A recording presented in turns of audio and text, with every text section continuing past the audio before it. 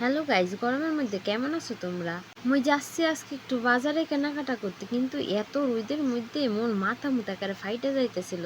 সুন্দর রাস্তার মধ্যে কেউ নাই, শুধু মুই হাঁটতেছিলাম। হাটে আসা দেখি লোকজন নাই, কিন্তু জামা কাপড় গুলো আমার দিকে তাকায় তাকায় কইতেছিল, আয় আমারে লইয়া যা। কিন্তু মোর পকেটে তো টেয়া নাই। সরি, মোর তো পকেটই নেই, টেয়া কেমনে থাকবো? অন্য সময় দোকানে আইলে লোকজন আলু সিদ্ধর মতো চটকায় একদম ভর্তা কইরা ফেলায়, কিন্তু আজ তো একটা কাক পক্ষে মনেই নাই।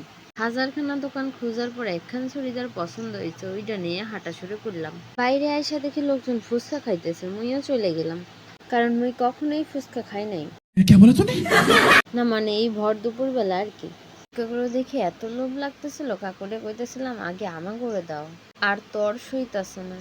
ভাই রে ভাই, ফুচকাগুলো এত টেস্টি ছিল, ইচ্ছে করতেছিল সবগুলো খাইনি। কিন্তু মুই যদি খাইনি, লোকজন খাইব কি, এই ভেবেই চলে আসলাম। বাবা, আইসা দেখি কাকু কি সব মাখামাখি করতেছে।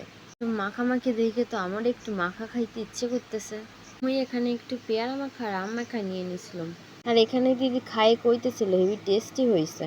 পেয়ারা মাখা মুই পাইয়ে গেছি, চলো আগে তাড়াতাড়ি যাই, নাহলে বাস পাবো না। বাসে উইঠা পড়ছি, একবারে রোদে পুইরা কালা সালি হইয়া গেছি। টাটা বন্ধুরা, ভিডিওটা এখানেই শেষ করতেছি। ভিডিও কান ভালো লাগিলে লাইক কমেন্ট শেয়ার করে দিবেন। তাড়াতাড়ি আগে খাইয়ে নি, না হলে লোকজন নজর দিয়ে দিব।